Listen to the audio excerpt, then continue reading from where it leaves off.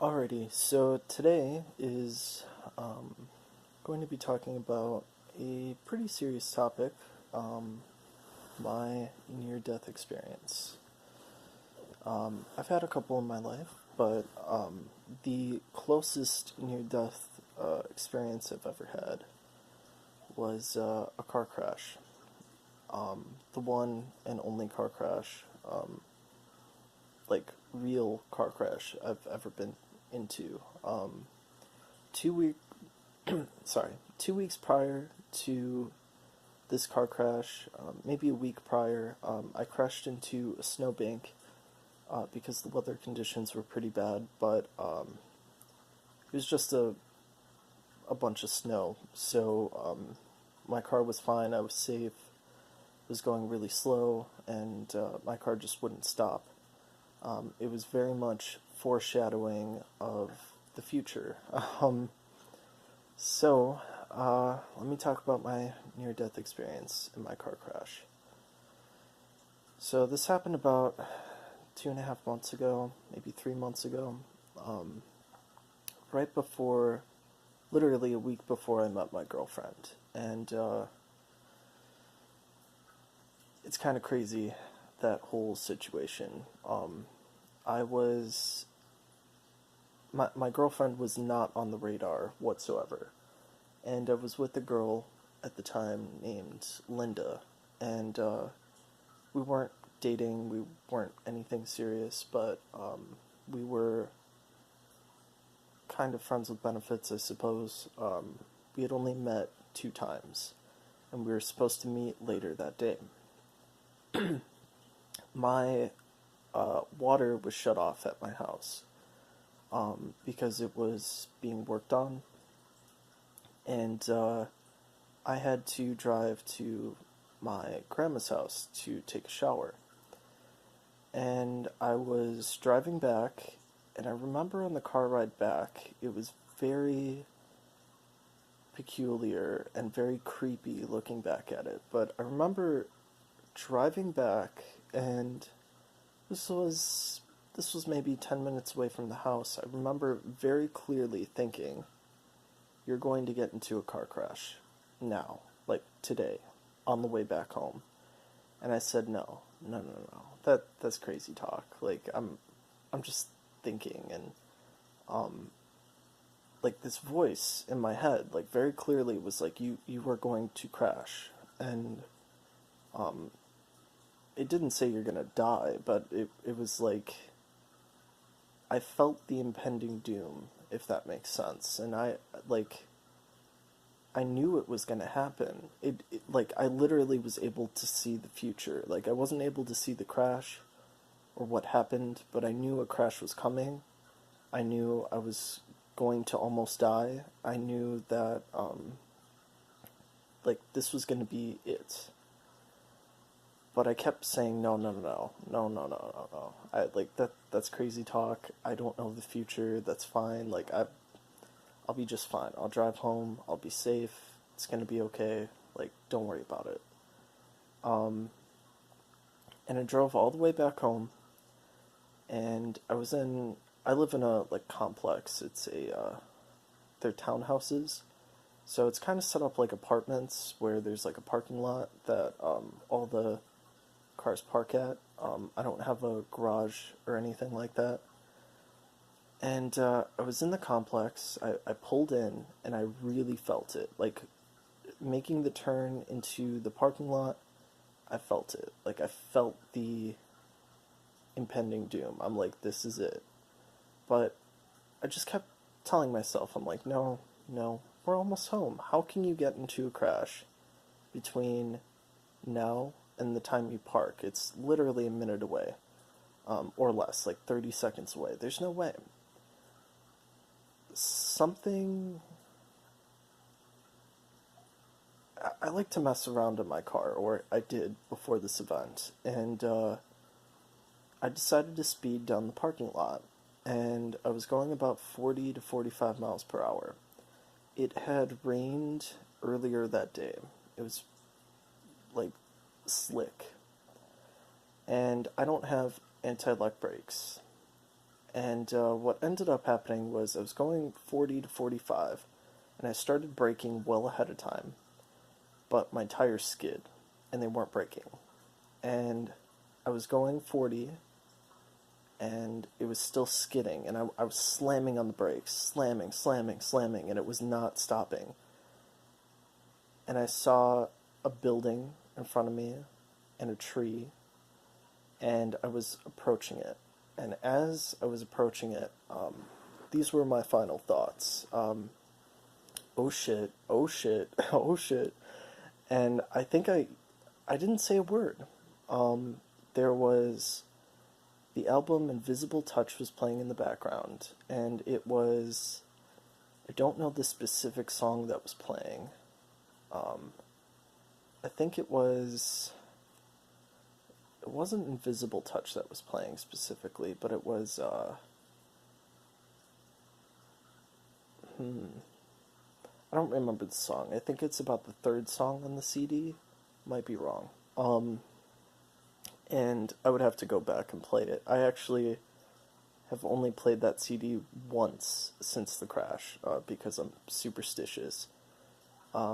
CDs that I play in my car that bad events happen afterwards, or during, I mean, me playing that CD, I never play it again. I'm super duper superstitious, in that regard. But yeah, I would have to listen back to it to see the exact song. But I was blasting this song, and this tree is coming up, and I'm just thinking, oh shit, I fucked up bad. And I'm braking and braking and braking, and I'm like, as it came closer, I knew I was gonna hit it. So I was just like, just took a deep breath as it was coming at me, and I'm just like, alright, this is probably it. I'm gone. I'm gonna die. So I came to peace with myself instantaneously. I had been worked up in my life multiple times to already kind of accept death. I've been so close to it multiple times that it didn't really faze me in the moment. I was very accepting of it. And I just thought, I'm gonna die. This is it. It's over. I'm done. This is my life. It's done. And it approached the tree in the building, and I was only maybe less than 50 feet away at this point, and I didn't really think of my past too much. I just thought about the day that was to come, what I'd be missing, and it was it was weird, very weird, and I remember very vividly thinking, like, about Linda, and I realized how warped my ideas of her were, but I still was thinking about her, and the tree was maybe 30, 20 feet away at this point. So was the building, and I was thinking about Linda, and I'm like, I don't know why I want a real relationship with her, but I do. But she's not the one. Like, she's not the one. I don't, like, this conflict was, like, building in my head right before this crash, and this is all playing out in my head, and I'm thinking, like, I just want true love. That's all I ask for. I just want to love someone before I die. That's like all I want. I just want someone to love. And I never loved anyone before that. And I didn't love her. And I just was thinking, like, I'm gonna die and this girl's not gonna care about me. No one's gonna care about me. And it was really dark. I mean, I think my family might have popped into my head and I was thinking, yeah, they'll miss me. They love me, but it's not the same. Like, it's not the same. Like, no one's ever truly known me for me. Like, my friends know me, but they don't know me, like, intimately like that. And I just was thinking, like, nobody loves me. I'm gonna die not being in love, and I'm gonna die without anyone ever really knowing me or loving me. And I just kept thinking, like, Linda, why? Linda, why? And the tree's about 10 feet away. And I snapped out of it a little bit, and I decided to swerve to the right. I should have swerved to the left. That would have been safer. I could have even prevented hitting anything. But I swerved to the right instead. And I crashed, luckily, into the tree instead of the brick building. Because if I crashed into the brick building, I would have died. I crashed at an angle into the tree. I crashed on my driver's side in the corner where the headlight is. And my last thought was Linda. Not my proudest thought.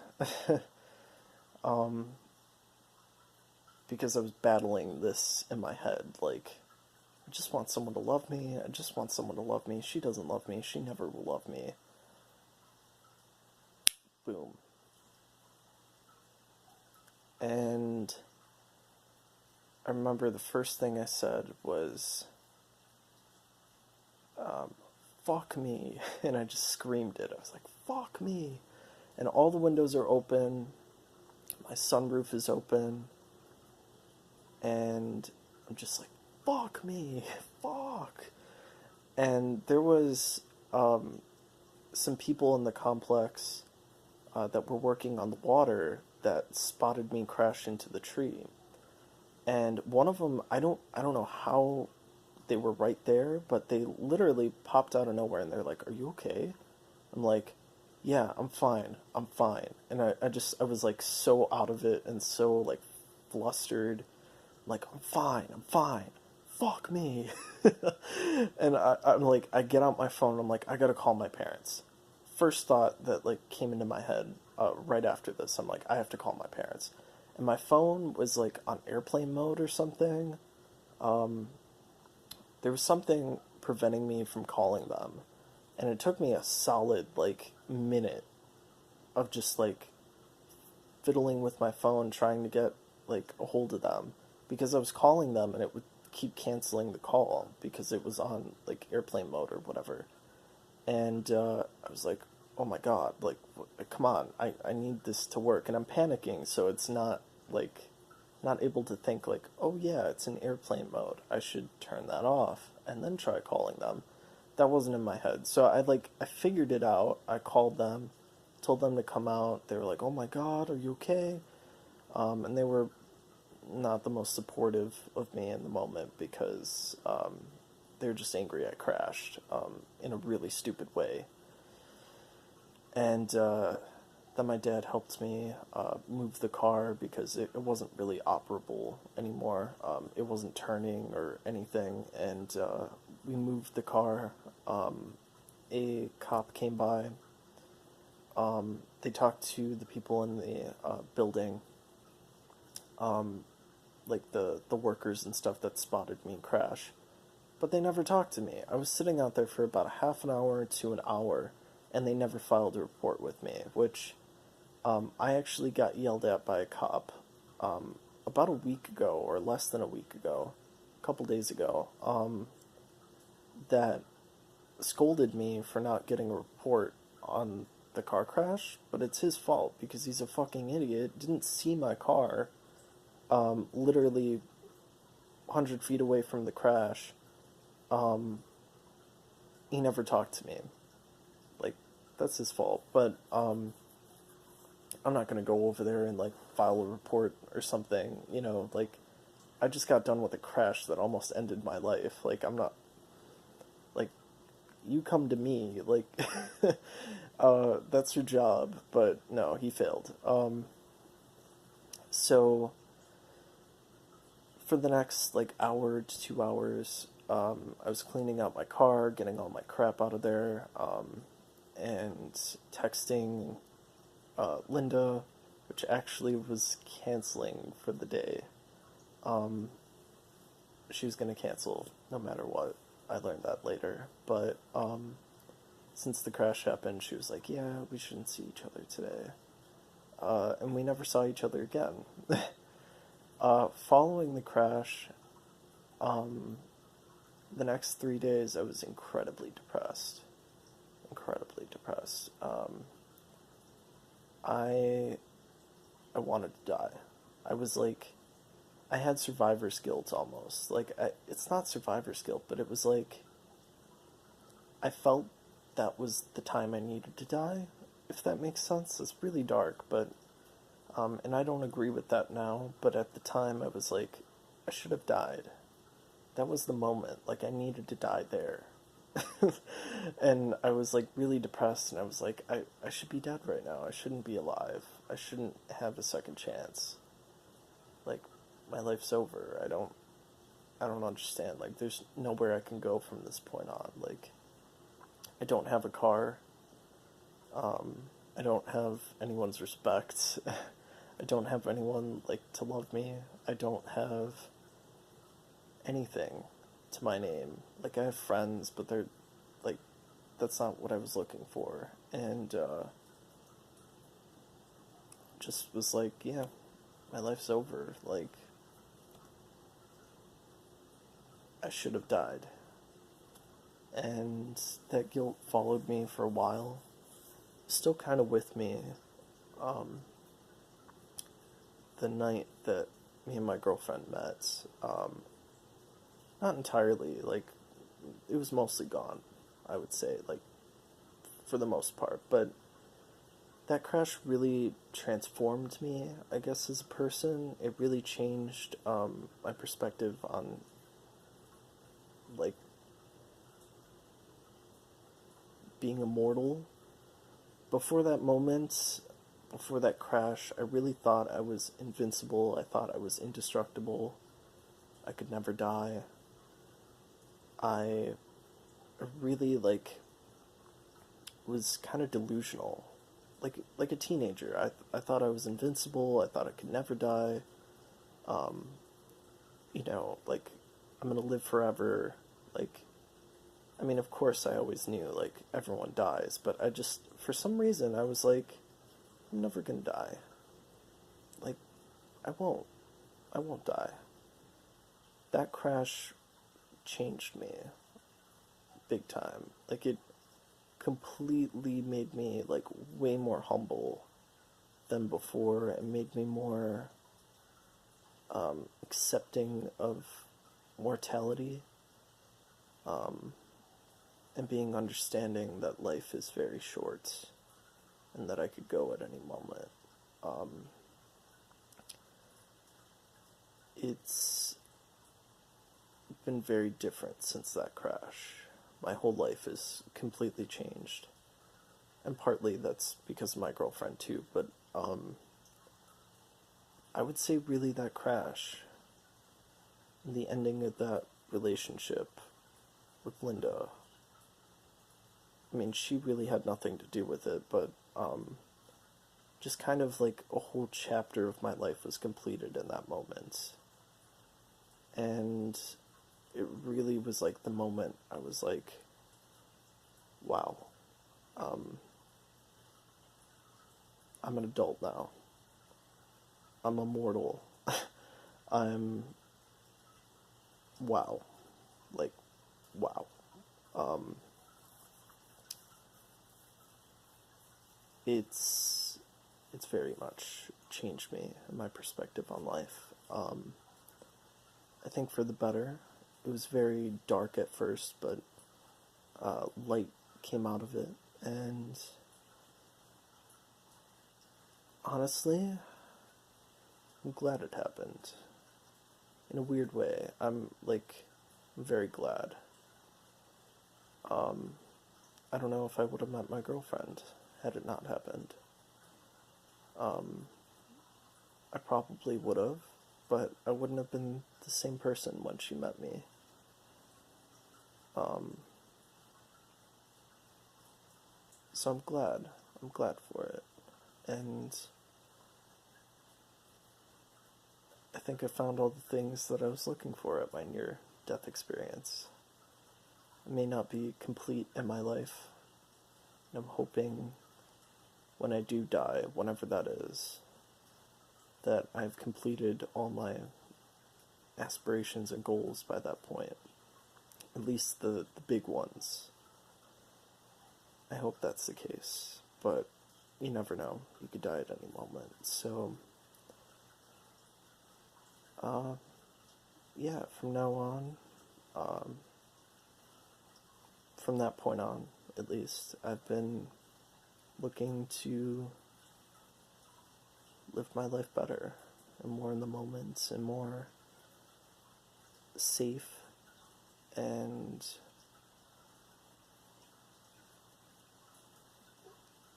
I don't want to like I'm kind of being a hypocrite by saying like taking care of myself because I really haven't been doing that um, as much as I should be, but um, definitely doing what I should be doing in my life instead of doing things that are just going to harm me, if that makes sense.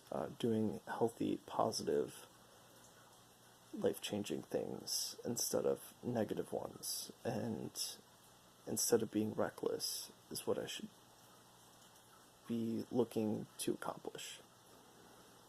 So yeah, that's excuse me, my near-death experience and how that went. It was scary. It was really scary. I mean, I've had a couple other near-death experiences in my life, but that was the one, the most impactful, physically, mentally, uh, near-death experience I've ever had. And luckily, I was not harmed at all. My car was fixable and it's drivable again. But I wasn't harmed. I only had cuts on my hands and a busted lip, I think. I bit my lip, I think, in the middle of the crash, and it, like, gave me a cut, and it was kind of bleeding, but, my hands were all cut up, like, just scrapes, but, I was relatively unscathed, surprisingly.